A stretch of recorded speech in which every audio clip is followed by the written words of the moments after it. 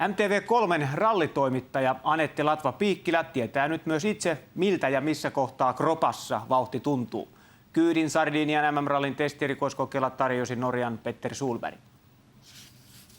Elämäni ensimmäisen VRC-kyydityksen tarjoaa Petter Solberg. Petter, do you have any pressure now that you're giving me the first ride of my life? No, I don't know. You got many rides in your life, I think. But anyway, in a rally car, that will be very different for you, I think. So I think you will have a big enjoyment, definitely.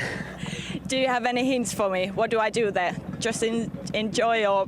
Well, I'm thinking about maybe changing core driver. A lady core driver would have been quite good. So I think you just have to strap on properly and just enjoy it, So, off we go. Pulssi 55 eikä jännitä yhtään. Ensimmäinen mutka tuli toki hieman nopeasti vastaan ja sitten vaan nauttimaan siitä kuuluisasta kyydistä. Tässä kohtaa taisi aurinko paistaa aika pahasti silmään. Ja tiedoksi kaikille, jotka aikovat vastaisuudessa ralliauton kyydissä olla, käsiä ei kannata pitää vöissä kiinni, koska ulosajon sattuessa sormet tuossa kohtaa saattavat katketa.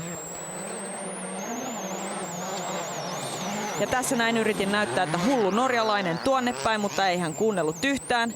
Ja tämä kyytihän kesti sen 4 minuuttia, jotka olivat elämäni pisimmät.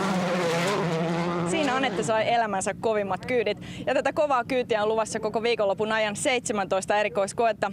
MM-ralli starttaa huomenna 10 Suomen aikaa, joten muista pysyä kanavalla.